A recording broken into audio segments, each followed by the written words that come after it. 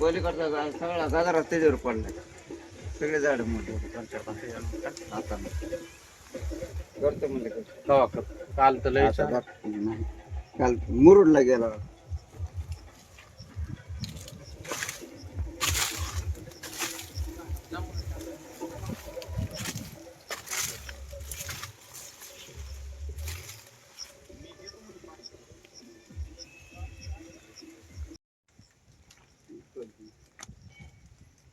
तिथे उपसूनच पडलो बा. माणूस आला ते मी तर लय खुश झालो. भाऊशा हा? तू गजराच तोड आता बरं. आता आपण जास्त आणलं जातो. आम्ही देतो आणून तुला पार्सल. आहे ना जरा. हा ए बाळा, हो की इथं मध्ये पडलं.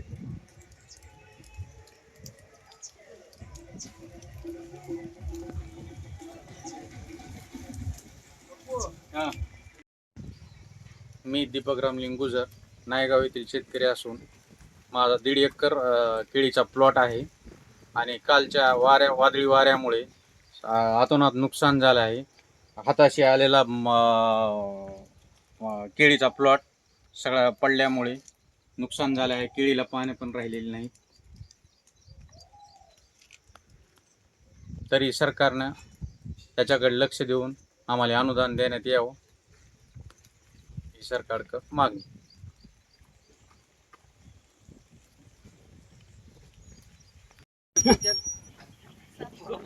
काय सांगाल सर, या ठिकाणी शेतकऱ्यांचं खूप मोठ्या प्रमाणात नुकसान झालेलं आहे.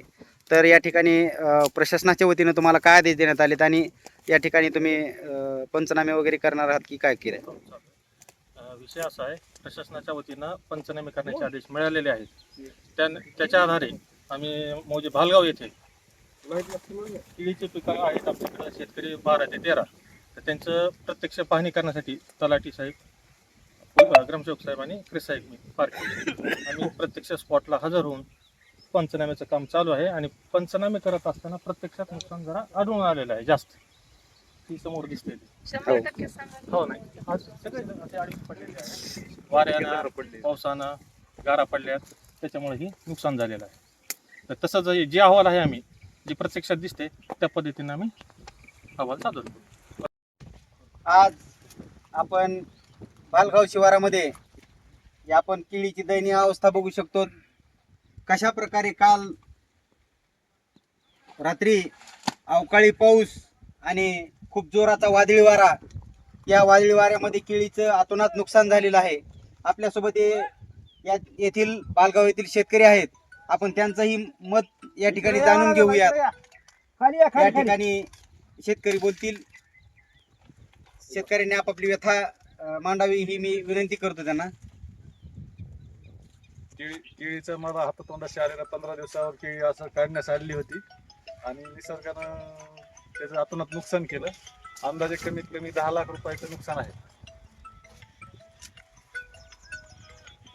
आज या ठिकाणी मी प्रशासनास एवढीच विनंती करू इच्छितो, हातातोंडाशी आलेला घास, खरं पाहिलं तर खूप मोठं प्रचंड नुकसान हे शेतकऱ्यांचं झालेलं आहे.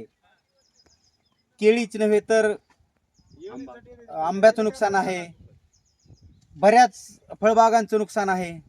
या ठिकाणी लाईटच्या पोलचं प्रचंड मोठ्या प्रमाणात नुकसान झालेलं आहे. जवळपास 4 दिवस या ठिकाणी लाईट येणार नाही एवढं नुकसान झालेलं आहे. तसेच सोलार प्लेट सुद्धा काही लोकांच्या अशा जागेवर न कोलमडून पडता डायरेक्ट वाऱ्यानं अशा हवेत उडून गेलेले आहेत.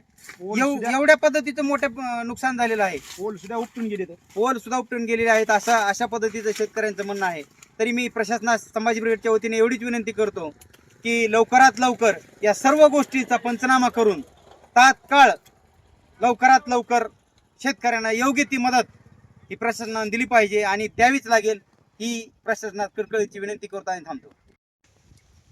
आज या ठिकाणी नायगाव येथील शेतकरी दीपक रामलिंग गुजर यांच्या शेतामध्ये आज आपण आलेलो आहोत.